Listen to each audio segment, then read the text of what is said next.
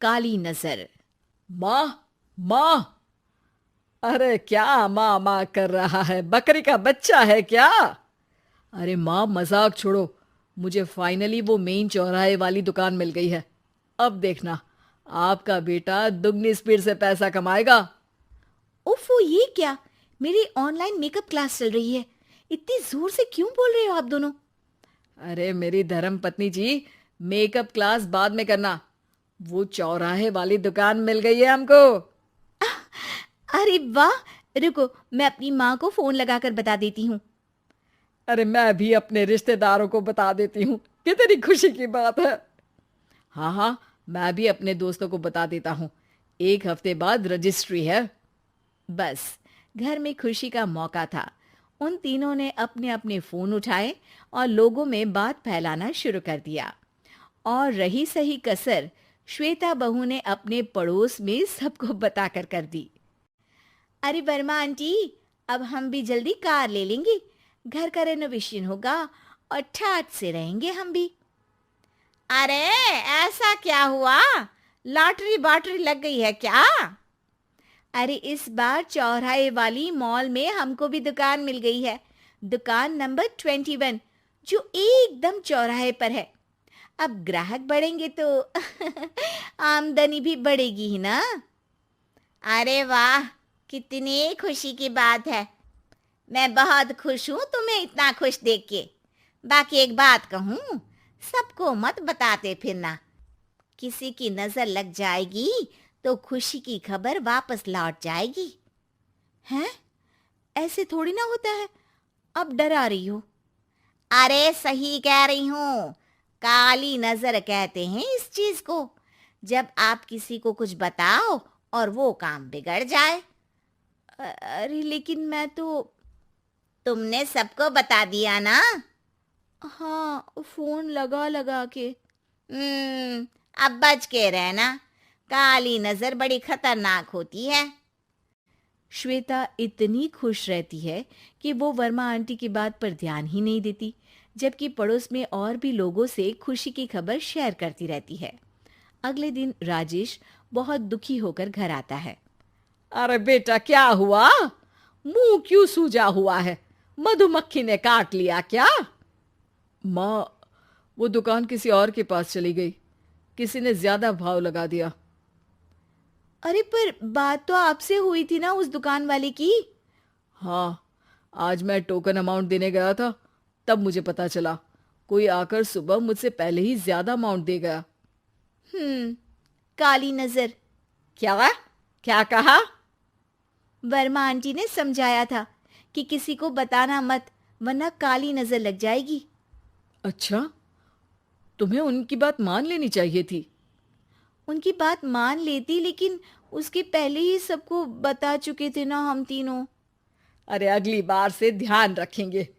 कोई भी नई चीज होगी तो किसी को नहीं बताएंगे। तीनों कुछ दिन ऐसे ही रहते हैं, पर एक दिन श्वेता को एक मेल आता है। राजेश, मेरा ऑनलाइन मेकअप कोर्स कंप्लीट हो गया। अब मैं खुद का पार्लर खोल सकती हूँ। अरे वाह, अपने मोहल्ले में ही खोलते हैं। ये जो घर के सामने दुकान है ना, वहीं। हाँ, यहाँ सस्ती भी मिल जाएगी। अगले दिन श्वेता वर्मा आंटी के पास जाती है, मिठाई का डब्बा लेकर। अरे आओ आओ, कैसे आना हुआ? जोर से नहीं बोलूंगी। वो सामने वाली दुकान है ना, वहां मैं अपनी पार्लर की दुकान खोलने वाली हूँ। उसकी मिठाई है। अरे वाह, बहुत बधाई हो तुमको। हाँ, मैं कमाने लगूंगी तो राजेश पर पूरे घर का बोझ नहीं रहेगा ना आंटी जी। ये तो है। पर ये बता कि तूने ये बात किसी और को तो नहीं बताई ना? अरे नहीं नहीं, पिछली बार गलती कर दी थी। काली नजर लगी किसी की और राजेश के हाथ से वो दुकान चली गई थी। सबको मत बताना। चलो मैं चलती हूँ, कल दुकान की बात करने भी तो जाना है। अगले दिन श्वेता दुकान के लिए मालिक से बात करने जाती है। अरे लेकिन दुकान तो हम कल रात को ही किसी को दे चुके हैं। कल ही? हाँ, कल ही। 2 दिन बाद कोई यहाँ पार्लर भी खोल लेगा। अब कहीं और दुकान देख लीजिए। अरे पर हमको भी तो पार्लर ही खोलना था। हाँ भाई, एक ही दुकान है, आधी आधी तो नहीं दे सकता ना मैं। राजेश और श्वेता घर पर हताश होकर आ जाते हैं। इस बार तो किसी को बताया भी नहीं था, अब किसकी काली नजर लग सकती है। सुनो, तुमने माँ को बताया था क्या? अरे कैसी बात कर रही हो, माँ की नजर थोड़ी ना लगेगी। पक्का तुमने किसी को नहीं बताया था ना? सिर्फ वर्मा आंटी को बताया था, उन्होंने ही मुझे किसी को नहीं बताने को कहा। अरे यार, तुम भी सही हो, मेरी माँ को नहीं बताने को कह रही हो, पर वर्मा आंटी को बताना तुम्हें जरूरी लगा। अरे वर्मा आंटी ने ही तो काली नजर के बारे में बताया था ना, वो हमेशा हमारा भला ही तो चाहती है। मेरी माँ भी हमारा भला ही चाहती है। अरे पर चिल्ला क्यों रहे हो? बात नहीं कर सकते क्या आराम से? नहीं आता वो आराम से बात करना, और करना भी नहीं चाहता हूं मैं। दुकान जाने का दुख गुस्से में बदल गया था और राजेश और श्वेता में बात बंद हो गई थी।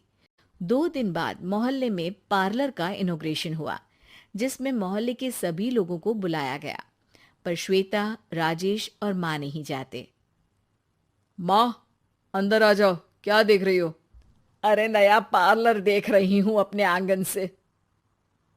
देखो, माँ को दूसरे का सुख देखने में कितना मजा आ रहा है, मेरा दुख नहीं दिख रहा इन्हें। यहाँ मेरा पार्लर भी तो हो सकता था। अरे चुप रहो यार, हर बात में लड़ाई क्यों ढूंढ रही हो?